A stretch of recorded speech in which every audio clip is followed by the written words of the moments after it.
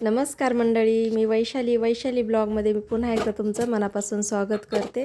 तर आज काय उठल्याबरोबर चहा टाकत होते आणि दूध दुसरीकडे तापत ठेवले आणि आता पत्ती जी मी वापरते तर ती भेटली नाही, म्हणून मग ही पत्ती आणली आणि आता त्याचा चहा बघते कसा लागतोय।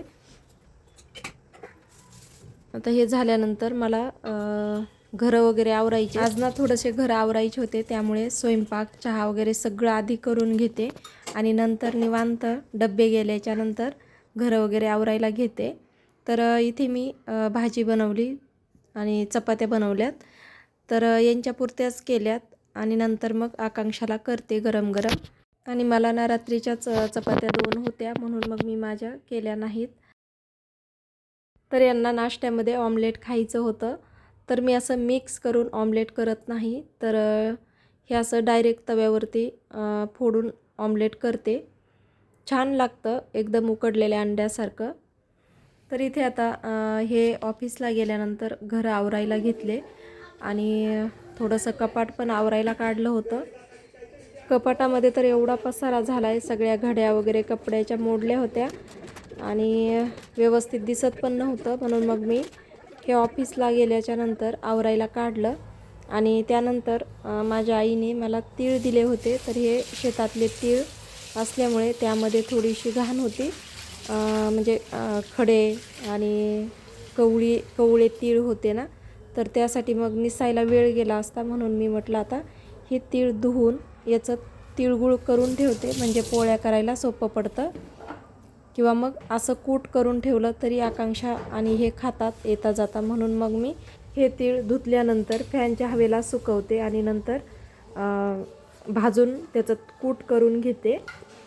आता तीळ धुत असताना आपल्याला पाणी त्यात भरपूर घ्यायचं आणि असं व्यवस्थित हलवत राहायचं, म्हणजे त्याच्यामध्ये जी माती असते ना, त्याचे खडे असतात मातीचे, तर ते पूर्णपणे पाण्यामध्ये विरघळतात आणि काळं पाणी जातं। हे पहा, तर आता वरचे जे तीळ आहेत तर ते कवळे तीळ आहेत, त्यामुळे मी ते फेकते आणि परत पाणी घेऊन आपल्याला असंच घोळून यामध्ये या चाळणीमध्ये तीळ ओतायचे, म्हणजे खडे खाली राहतात आणि तीळ चाळणीमध्ये येतात।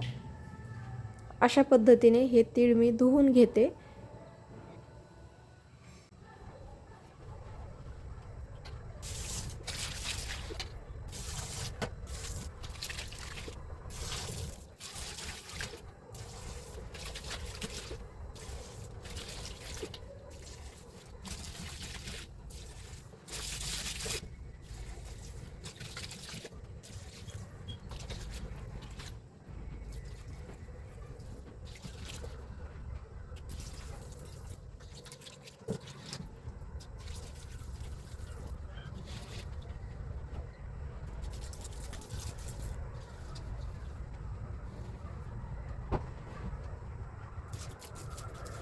तर इथे अशा पद्धतीने तीळ धुतलेत आणि खाली तुम्ही खडे पाहू शकता, केवढे खडे राहिलेत।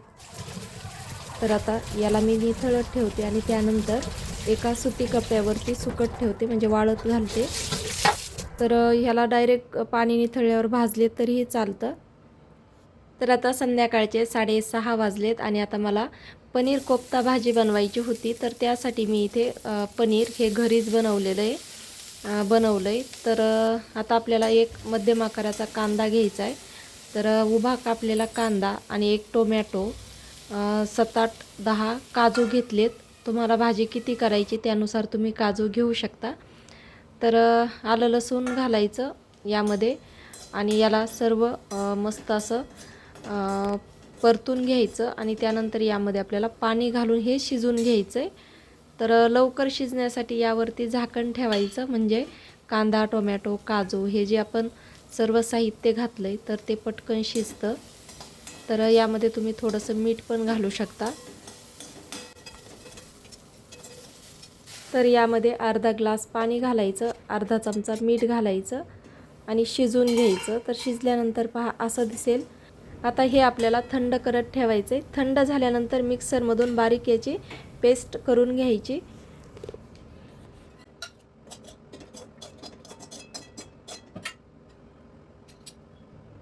तर अशी बारीक पेस्ट केली आणि आता आपण इथे घेतलं आहे पनीर. तर बटाटा जर एक असेल, खिसलेलं बटाटा जर अर्धी वाटी असेल तर पनीर आपल्याला त्याच्यात डबल घ्यायचं आहे आणि तुम्ही पनीर खिसून घेऊ शकता. तर मी इथे बटाटा खिसलं आहे आणि पनीर पण हातानेच कुस्करलं आहे, खिसायची काही गरज नाही लागली कारण ते घरचं पनीर होतं त्यामुळे. आणि आता यामध्ये घालायचं आहे चवीनुसार मीठ. तर इथे पाव वाटी कॉर्नफ्लॉवर घालायचं आहे, बारीक चिरलेली कोथिंबीर घालते, मीठ घालायचं चवीनुसार आणि याला मिक्स करून घ्यायचं. तर तुम्ही यामध्ये गरम मसाला घालू शकता.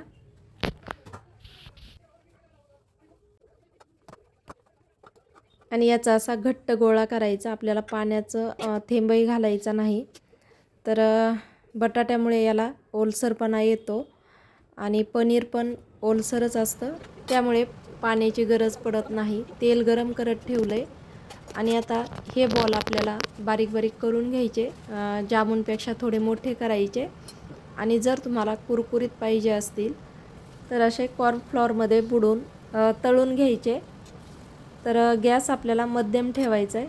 फुल गॅसवरती तळले तर मध्ये कच्चे राहतील आणि कमी गॅसवरती जर तळले तर वातड होतात.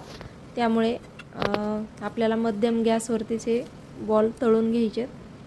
तर इथे बॉल्स तळून झालेत.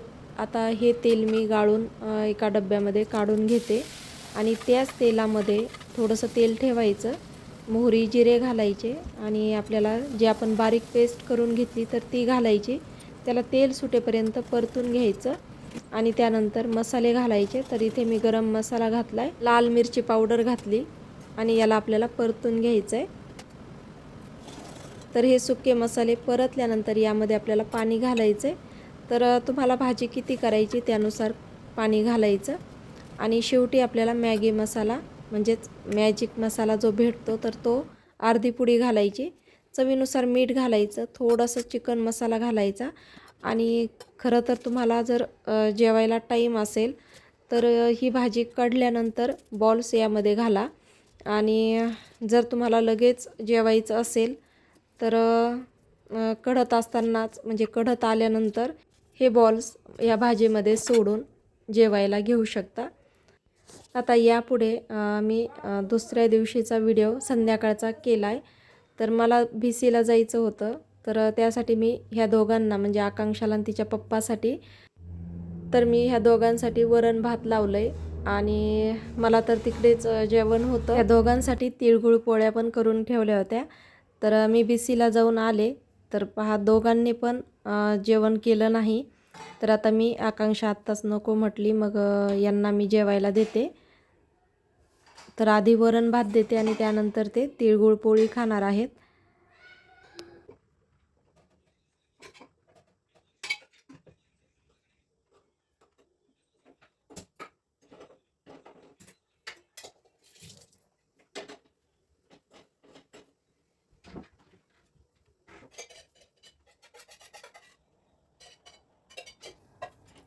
आता 2-2.5 तास झाले पोळ्या केलेल्या म्हणजे तिळाच्या पोळ्या केलेल्या. तर आता ह्यांना मी वरण भात देते. तोपर्यंत तवा गरम केला आहे आणि त्यावरती तूप घातलं आहे आणि त्यानंतर त्यावरतीच तिळाची पोळी मी गरम करून देते.